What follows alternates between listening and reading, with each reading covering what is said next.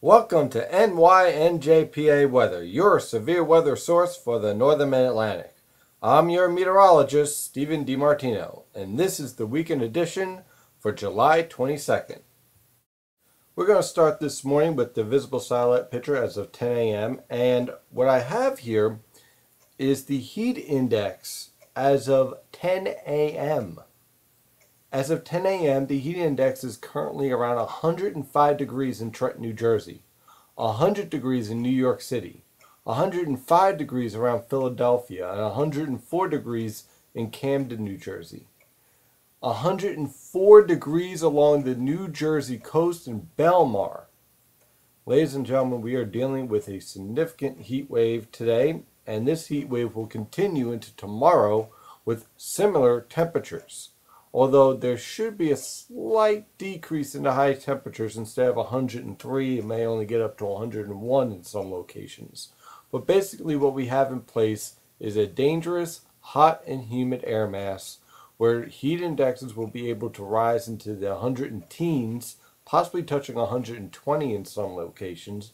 And the actual surface temperatures, well, they'll range anywhere from around 95 to 103, 105 degrees. So clearly we are dealing with a very dangerous air mass. If you can stay indoors, please do. And if you do have to work outdoors, do whatever you have to do early in the morning and in the evening hours, and drink plenty of water. If you feel dizzy, get inside and cool off. So how long is this pattern going to last? Well, let's take a look at the water vapor satellite picture. This morning, instead of using all the model guidance I have in front of me and basically saying the same thing that I've been saying for the past week, that this heat wave and this hot pattern is not breaking down anytime soon, I figure I show the water vapor satellite picture. Now, right now we are at the peak of this heat wave. We clearly have a heat ridge sitting right over the northern mid-Atlantic. Sinking air is going to suppress any development of thunderstorms. There could be an isolated shot, less than 10%, along the immediate coast with the sea breeze front, but I really doubt anything of significance is going to develop because the air is sinking at the upper and mid levels of the atmosphere, acting like a hammer that would crush any thunderstorm that tries to develop. So really, it's going to remain dry, it's going to remain hot, and it's going to remain humid for today and tomorrow. But of course, you notice this stationary front along the eastern Great Lakes back down through the upper Midwest.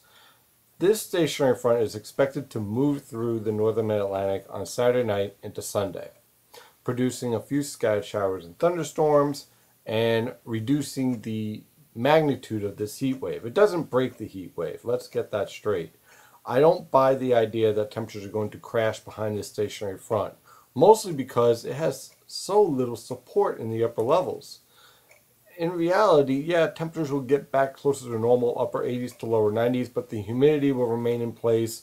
The temperatures will still remain above normal.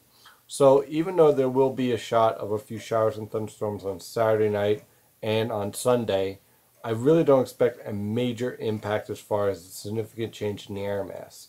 We back away from the 100-degree mark, but we still are around 90 degrees with high levels of humidity. So if you're looking for a significant cool down in this weather pattern, I don't really expect that, at least through next week and probably for the rest of this month, because this strong upper level ridge is going to remain in place for some time. And as a result, if you could keep on looking at the model guidance all you want, but I think that the model guidance is significantly overplaying the strength of these cold fronts. It did with the last one ahead of this heat wave, and it's doing it again with this one as well, I think, because clearly when you look at the upper level pattern, there just isn't much of support to drive a real cool Canadian air mass into this heat ridge. Until we have that set up, this pattern is going to remain in place. Thank you for trusting in NYNJPA Weather as your severe weather source for the northern mid-Atlantic. For the latest on this heat wave and any potential for thunderstorms, visit nynjpaweather.com, or you can follow the latest news via Twitter, Facebook, and Tumblr. I'm your meteorologist, Stephen DiMartino. Stay safe out there and get indoors if you can.